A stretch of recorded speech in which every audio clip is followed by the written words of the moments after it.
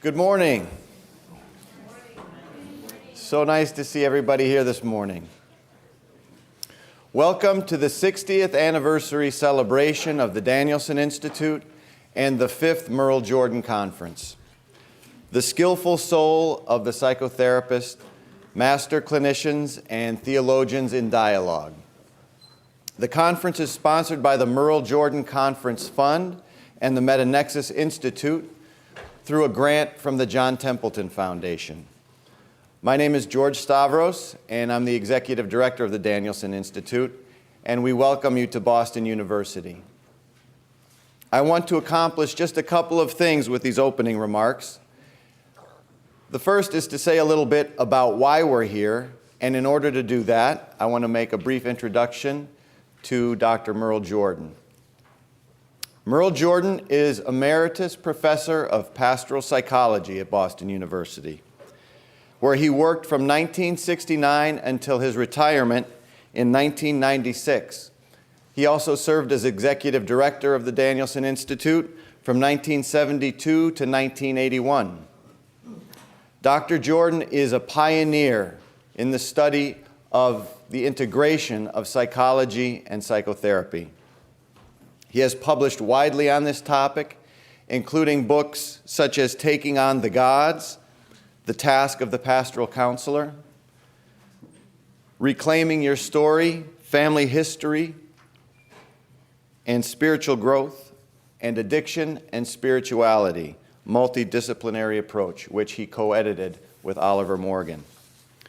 Many of us here count Merle as a foundational, formational center of gravity in our formation as psychotherapists who are specially trained to attend to the depth spiritual lives of our clients.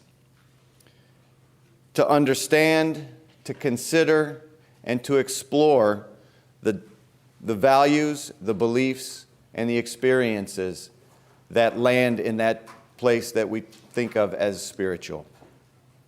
This conference is a tribute to him and the impact he has had as a teacher, supervisor, mentor, and master clinician for so many of us. We welcome you, Merle, and we thank you for this conference.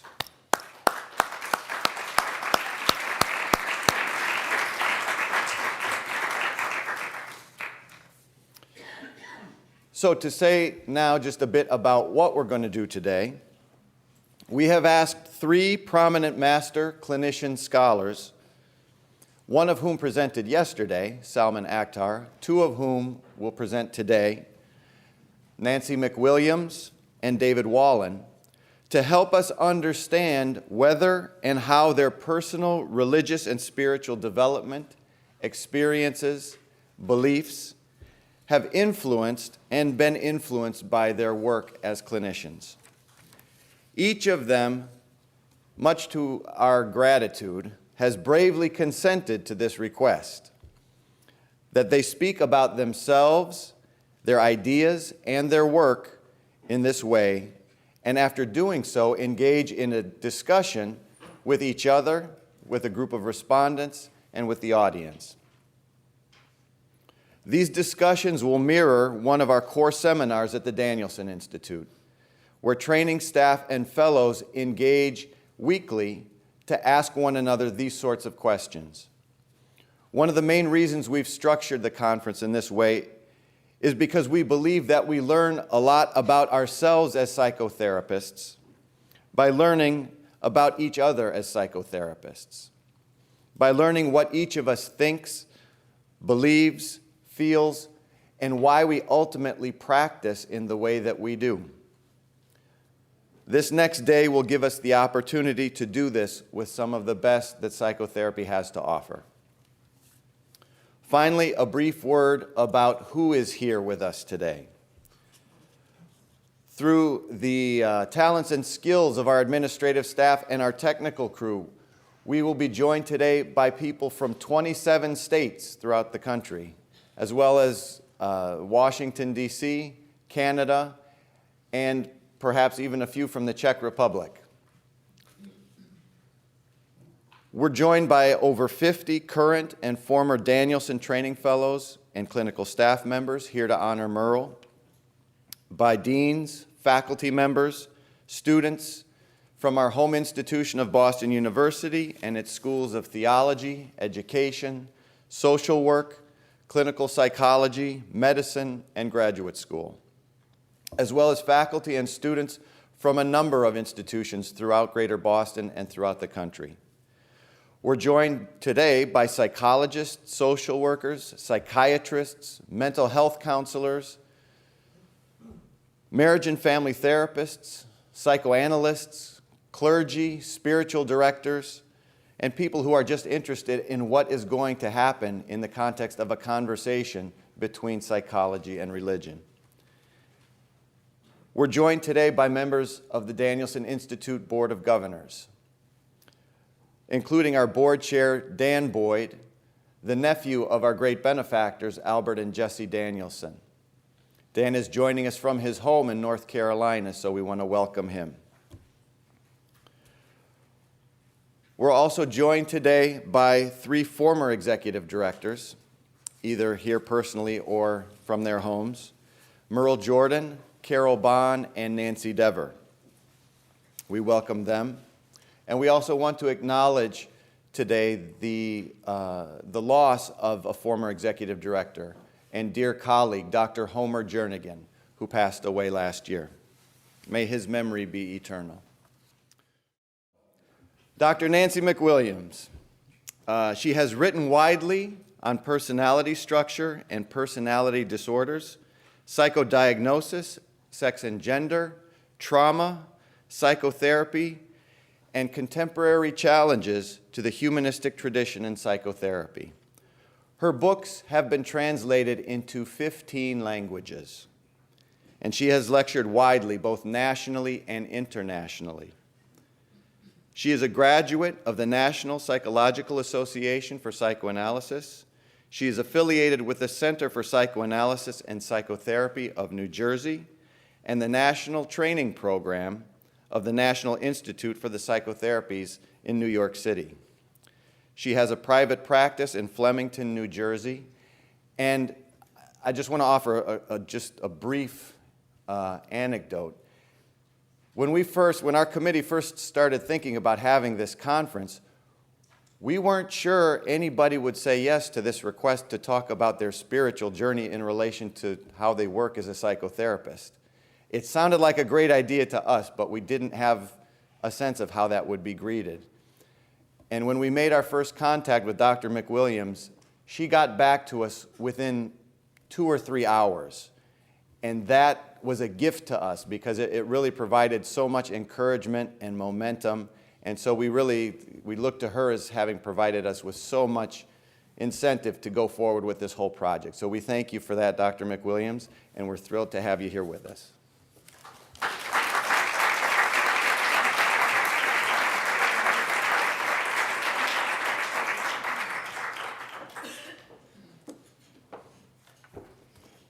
Can you all hear me okay? Sure. Yes.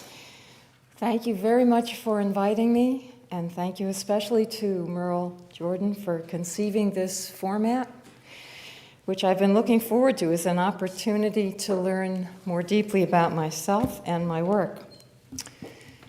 In formulating some links between my religious sensibility and my vocation as a therapist, I found myself starting in standard psychoanalytic fashion with my personal history.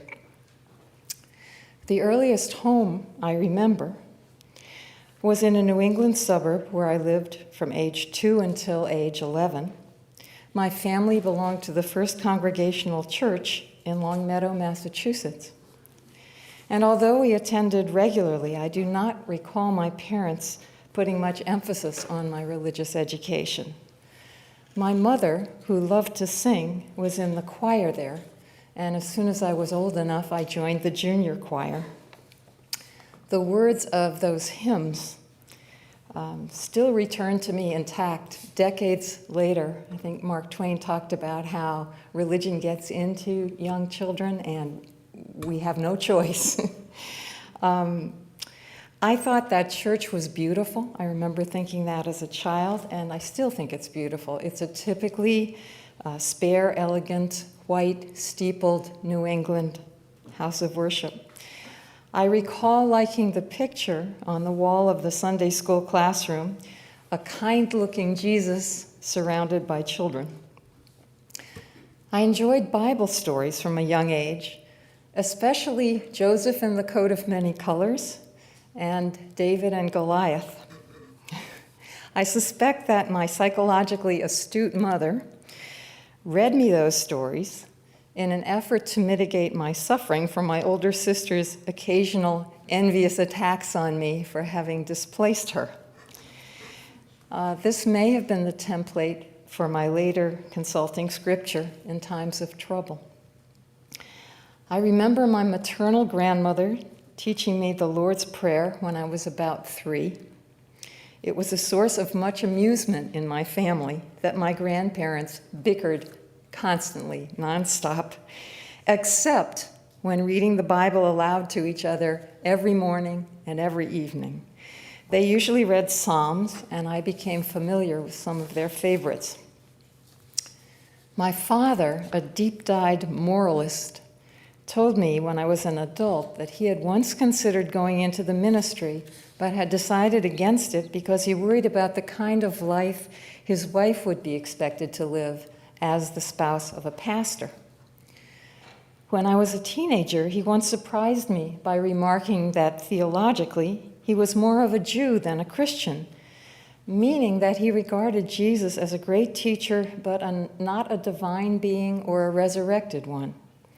So he had evidently thought quite a bit about religious matters, but I remember few childhood references to God and prayers only at bedtime. I remember saying the "now I lay me down to sleep" prayer. And on occasions such as Thanksgiving, we would say grace. I must have asked many questions about death and evil and other things that trouble children, but only one theologically related conversation stands out from my earliest years. At about age 5, having witnessed my mother's pregnancy with my younger sister and knowing that babies grow inside women, I wanted to understand the role of men in conception. I asked my mother why only women with husbands had babies. Okay. In 1950s suburbia, white suburbia anyway, single mothers were invisible. My mother replied that God would not want a child to grow up without a father. I clearly remember that this was an unsatisfying answer. And I realized many years later that I had been asking about ontology, and she had responded with teleology. But I also got the message that God cared about children. When I was 7, my mother was diagnosed with late-stage ovarian cancer and was forthright about her grave prognosis. Knowing she would die, I went to the Bible for solace. I remember opening it randomly, hoping my eye would fall on a message from God, but nothing I read seemed to be speaking to me. Still, I remember that it was comforting to have the book itself in my hands. My mother's death 2 years later was a terrible loss, especially because my father fell apart horribly afterward. My sanity in that difficult time was saved by a loving African-American woman my father hired to take care of me and my younger sister. Anna was with us only a few months. I think it was only 3 months, actually. But she assured me with conviction that I was going to be okay, and I believed her. There's a scene in the movie, The Help, that starts with an African-American maid telling a young white child that she's okay and she's beautiful and she'll be fine. And I started crying at that scene and cried all through the movie. Anna also talked about a sister who worked with the mentally retarded, and for the first time I began imagining a career helping others with psychological problems. This was not simply altruism, and Anna's sister reportedly earned $25 a day, which seemed to me a magnificent salary. I knew that my father paid Anna, who was worth a fortune to me, $40 a week plus room and board. One lesson of my bereavement was the searing realization that life is capricious, that we can all die at any time, and that given the ongoing possibility of sudden loss or change, we must live as well and fully as possible in the here and now. A deep sense of gratitude for the things I still had, health, intelligence, people who loved me, the memory of a good mother, became a constant companion. I idealized my dead mother, who was known for her sympathetic kindness. Around this time, the Good Samaritan story became important to me, and I self-consciously tried to live my life by the golden rule. From age 9 on, I went to a summer camp every summer in Western Massachusetts, where we campers had late-night discussions comparing our religious beliefs. My Irish Catholic tent mates assured me that I was going to hell because, unlike ignorant pagans, who I found myself envying, who could spend eternity in limbo, I had been exposed by my tent mates to the one true faith and had rejected it. The Jewish campers, I remember, considered us Christians a little loopy in our assumption that the Messiah had already come. I envied my Catholic friends who could confess and be temporarily purified. We Protestants had to live with unremitting sinfulness. I also envied my Jewish friends for being the chosen people. The camp staff, influenced by the lesbian couple who administered the camp, and who valued respectful exploration of differences, encouraged such discussions. Camp was a safe place to ponder the big questions about life that young people need to ask. The diversity there of ethnicity, religion, race, sexual orientation, and socioeconomic status was a welcome antidote to my white-bread suburban existence the rest of the year. A year after my mother's death, my father married a kind-hearted woman who adopted me and my younger sister and stepped gracefully into the maternal role. Because I knew that stepmother as a term had a bad reputation, I always referred to her as my second mother.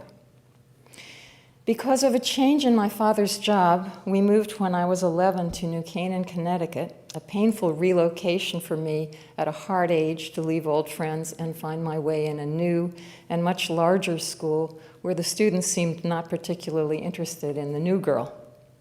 We joined the Congregational Church there, and I sang in the youth choir and sometimes played the piano to accompany the hymns. At least I felt at home in another classic white steepled church with a familiar liturgy.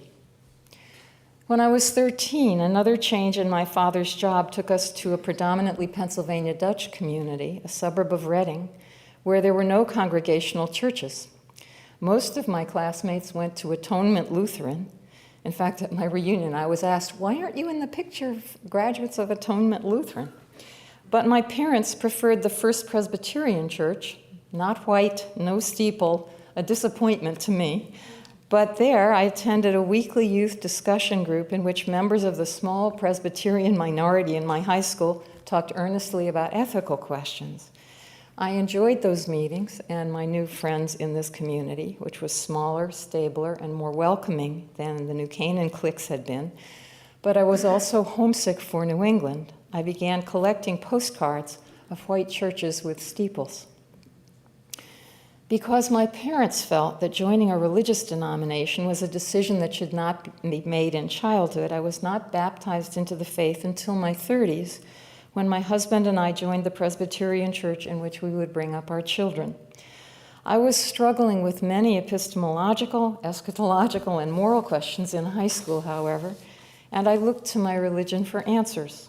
I read the New Testament carefully and tried to follow Jesus' teachings. Probably because of my enduring love for our housekeeper, Anna, and because the Calvinist injunction to do good works had gotten in pretty deep, I was powerfully drawn to the civil rights movement. I made a close and continuing friendship with an African-American girl I met in the local high school chapter of the National Council of Christians and Jews, and I occasionally went with her and her family to the Presbyterian Church that Reading's African-American community attended. I loved the energy there, especially the joyful singing. In 1962, I applied to and was accepted by Oberlin College. My older sister had urged me to go to a good co-ed school. This is before the Ivies went co-ed. She had not done so, and she regretted that. There was also fine music at Oberlin, which appealed to me, but mostly I was attracted to Oberlin's history of concern for social justice. It was the first American college to admit women on an equal basis with men and blacks on an equal basis with whites. It had been a major stop on the Underground Railroad. Its students were active in current civil rights issues, and Martin Luther King Jr. occasionally came to campus.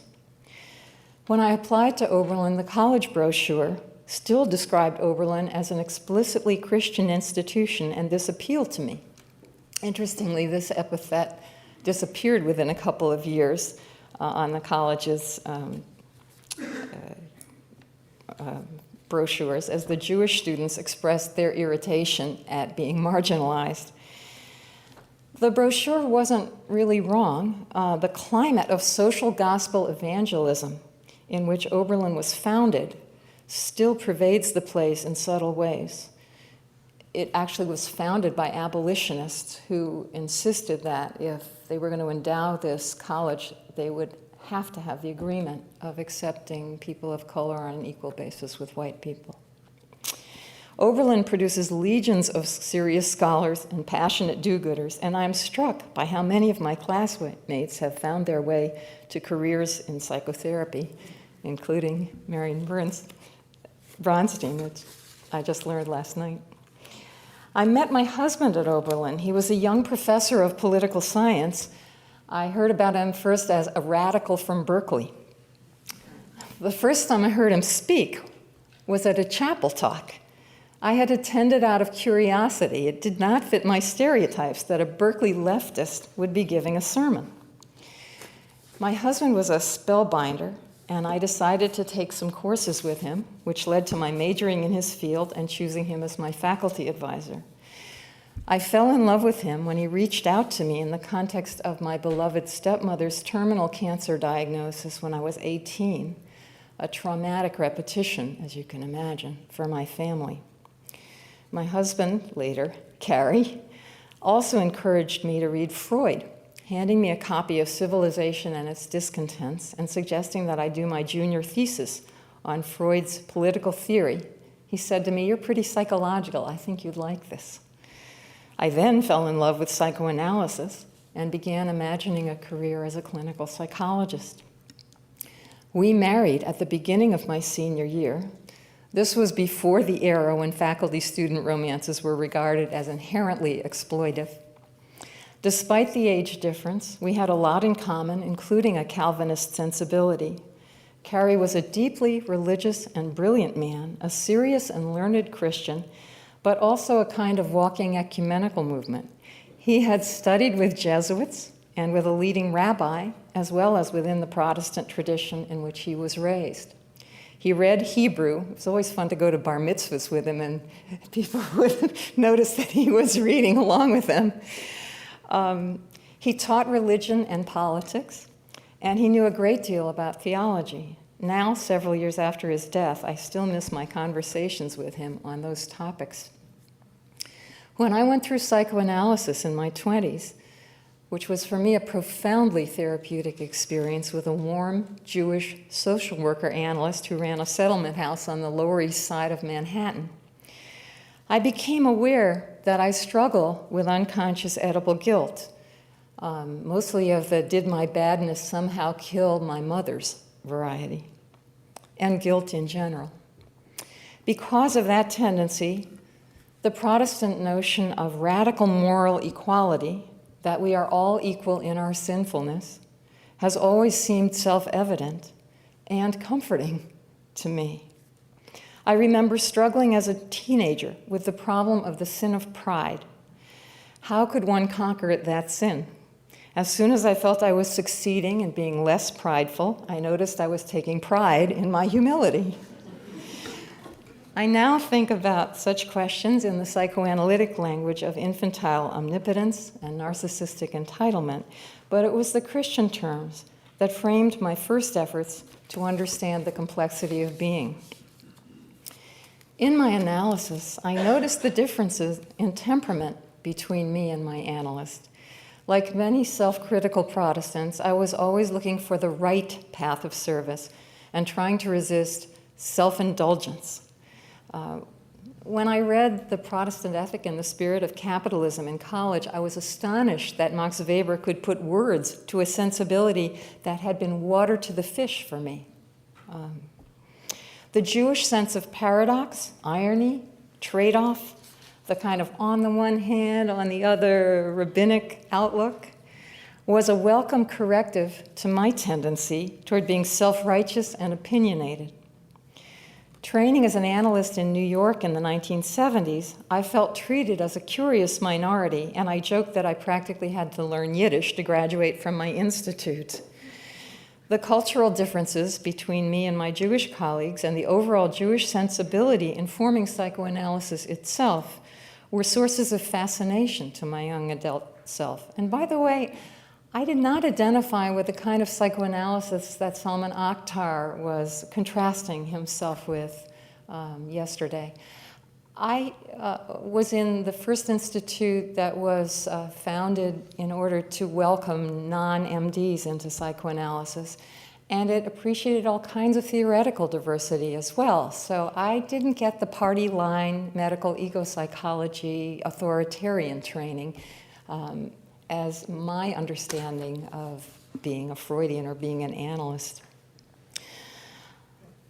As a system of thought, I found psychoanalysis quite resonant with my understanding of Protestant theology.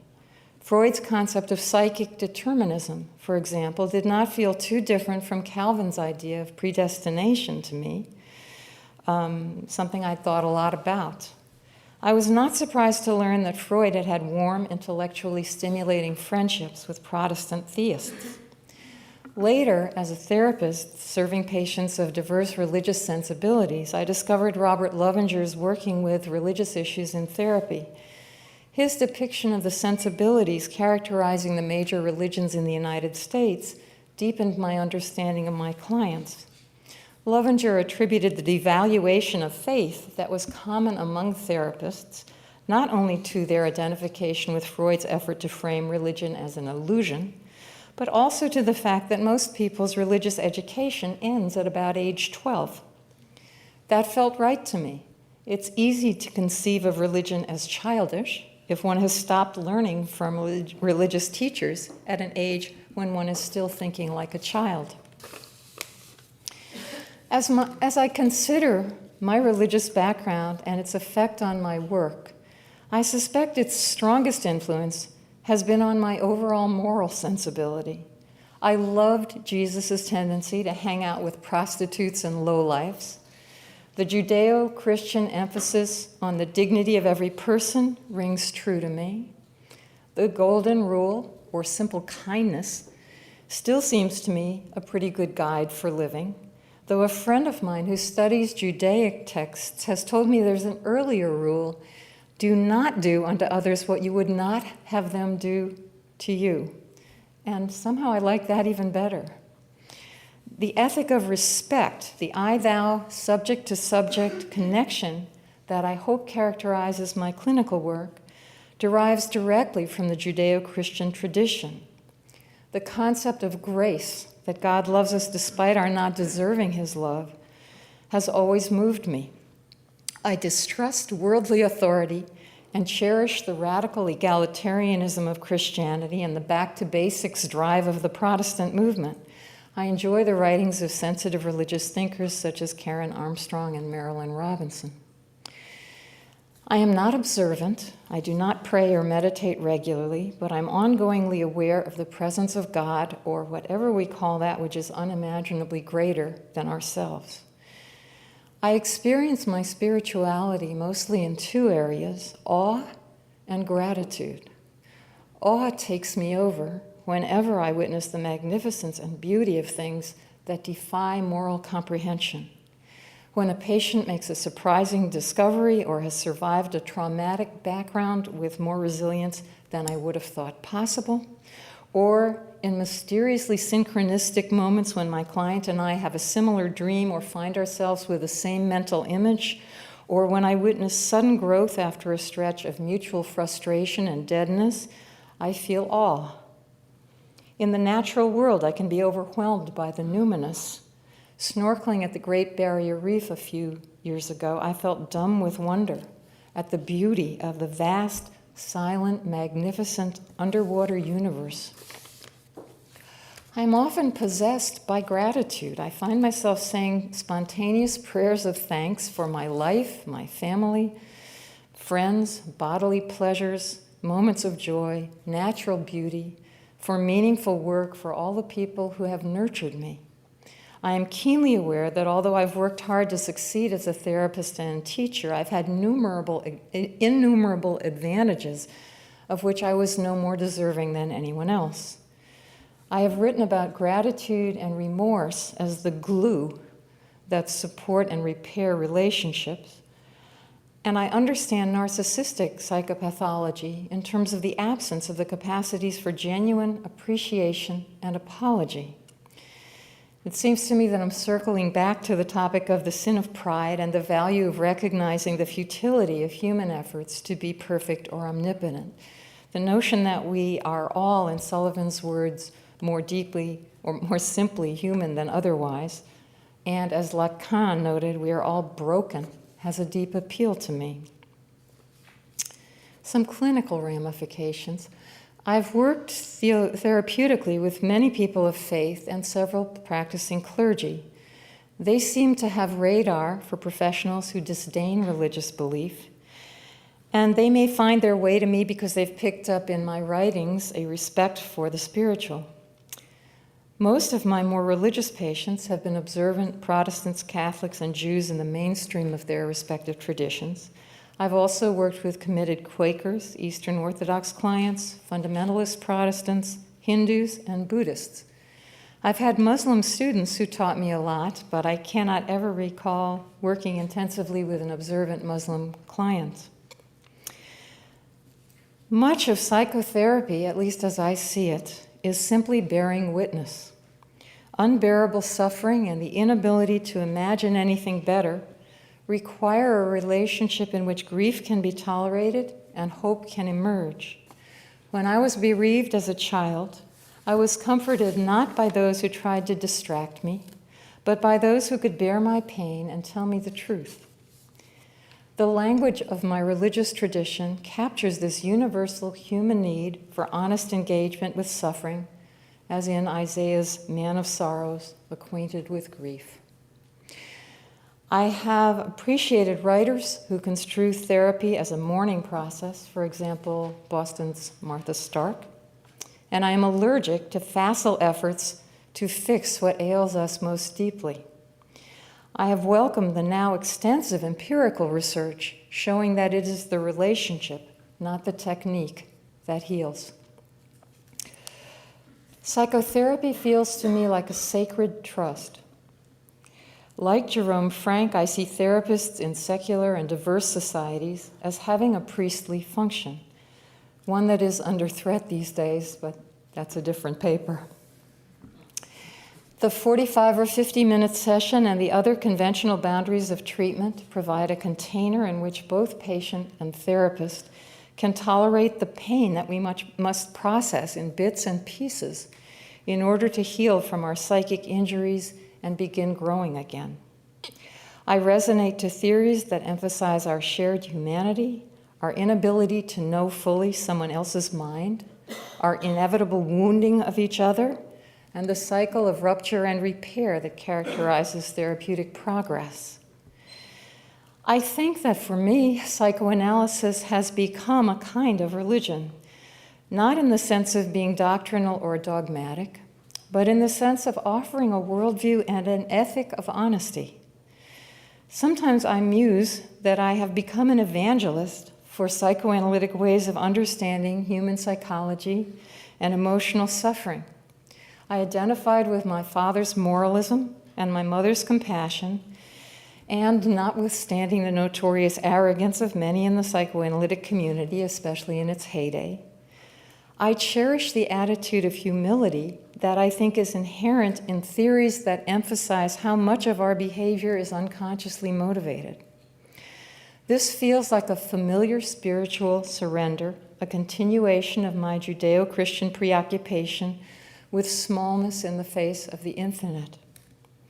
My late colleague Herbert Streen was once interviewed by a reporter who challenged, "Isn't psychoanalysis just really another religion?" "Oh no," Dr. Streen protested, "psychoanalysis differs from all other religions in that."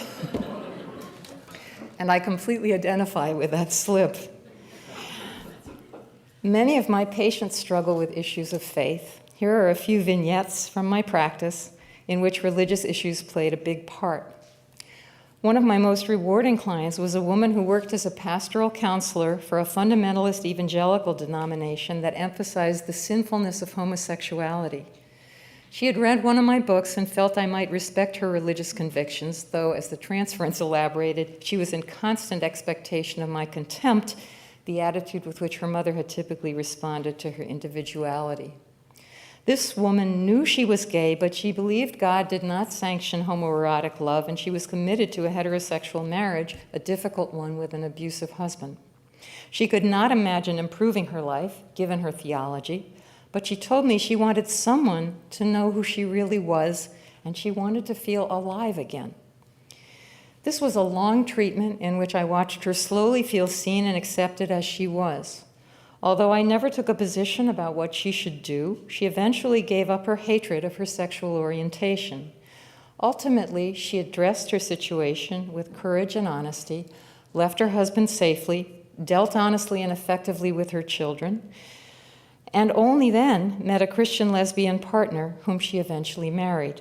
During this therapy of many years' duration, the first thing she reported as changing internally was her relationship to God. She realized that she had experienced him as a judgmental, punitive male, and that she was beginning to experience God as also merciful and female. She began participating in discussions with other members of her church who were struggling with sexual orientation issues and trying to stay straight. The longer they talked together, the more they all acknowledged the failure of this solution.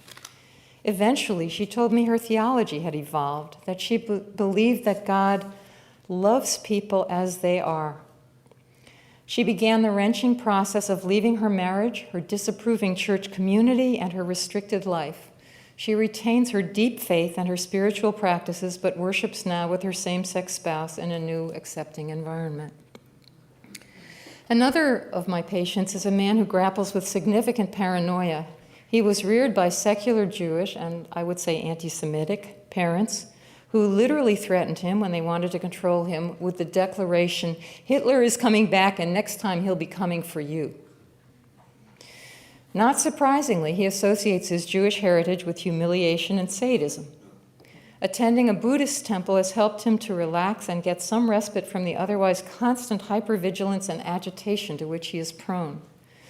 Like my lesbian patient, he also suffers from diffuse and relentless parental contempt and finds himself, despite all evidence to the contrary, worried that I will assail his spiritual interests and devalue his Buddhist meditation. With every improvement in his life, he expects envious attack, and I do not believe that he could have tolerated his own success without the spiritual disciplines he has adopted. When he read a draft of this paper, because I needed his permission to publish what I've just described, he noted with amazement that even after years of work with me, he was surprised to learn that I really do not, like his parents, have contempt for faith, that my stance supporting his spiritual quest is not simply an assumed professional persona, and that in fact I have derived great strength from the religious tradition in which I was brought up. A charismatic minister once came to me with the agenda of becoming a better person. It would not be too hard for most of us to have been a better person than he had been. In his younger days, he led a drug-dealing ring of thieves. He had the charm and manipulativeness of the psychopath, but in his 50s, with all his old friends either dead or in jail, he became curious about an alternative way of life. After developing a severe substance use disorder, he had finally gone to Alcoholics Anonymous, where he had found God. He then trained as a minister in an evangelical Protestant sect, and he had become the pastor of a small church. The immediate precipitant to his seeking therapy was that one of the elders in his church had disagreed with him, and he decked the guy. A response that his parishioners deemed not very ministerial and regarded as grounds for some professionally guided introspection. What intrigued me about this man was that his childhood had been so abusive, negligent, and inconsistent that even the hypothetical concept of treating people well was new to him.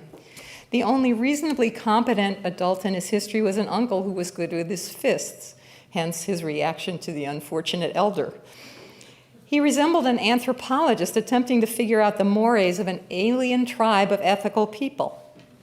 He was trying to be faithful to his wife, an unfamiliar practice, and to be a good parent to their young children. His religion and AA had given him a new language for how to live one's life, and he could see that those precepts offered more potential satisfaction than he had known before. I worked with him for about 18 months, at which point he was called to a bigger church in another state. In our last session, I did my usual exit interview, asking him what he felt he had gotten from our work and what had disappointed him. He responded that he was unambivalently pleased with and proud of his progress. When I pressed for specifics, he declared, "Well, I sat across from a woman I was attracted to for 1.5 years, and I didn't put the make on you." At first, I was deflated by this version of his experience. I thought, what about all my sensitive interpretations? But then I realized that for him, it was a significant, life-changing achievement to have related to another person without exploiting or manipulating him or her. I find that individuals differ greatly as to how central or experience near the spiritual is to them. Many patients find it harder to talk about their religious attitudes than to talk about lust or greed or vanity or homicidal wishes. For believers, their spirituality is a matter of the tenderest intimacy. When I work with clients whose religion is important to them, yet relatively unfamiliar to me, I usually ask them to give me something to read so that I can understand the spiritual part of their mental life better. I do this out of my own wish to learn, but also to convey that this dimension of their psychology is important for us to recognize together. Once they feel relatively safe with me, they often recount to me their spiritual practices, their conversations with God, and their efforts to deepen their relationship with the divine. Sometimes religious issues are at the epicenter of a person's suffering. It is not uncommon for people to seek therapy after taking their problems to their faith community and running into insuperable internal resistances to the solutions that they're offered there. For example, an African-American Protestant woman came to me because she was angry with God for allowing her to suffer a series of terrible losses. She was not comforted by her community's reassurance that he would not give her more than she could bear. A Hindu man came because he had worked hard within his ashram on his attitude toward his wife, and despite his efforts to accept her as she was, he was still impatient and irritated with her. A teacher who had been groomed by his southern white parents to be a great evangelist, a vocation he had embraced until he reached puberty and found that avoiding sin is not so easy once sexual desire enters the picture, came to treatment because despite his gratifying career, he felt he had failed his family. Gay and lesbian believers often come to negotiate a painful coming out process, which may mean for them the loss not only of their parents' support, but also of their whole religious community. Just a couple of concluding comments. I've tried to account for my own spiritual inclinations and to connect them with my therapeutic stance and my experiences with patients of varying religious sensibilities and beliefs. I think the legacy of my Protestant background includes an ethic of respect, a sense of the presence of both good and evil in everyone, especially evil, a tilt toward gratitude, the habit of compassion in the face of suffering, a tolerance of painful emotional states such as grief, and a sense of awe about phenomena that are far beyond human control or influence. I think that these attitudes are often not fully conscious and that they infiltrate my work with patients in mostly silent but probably powerfully consequential ways. And I'm grateful to this conference for the opportunity to have explored this territory. Thank you very much.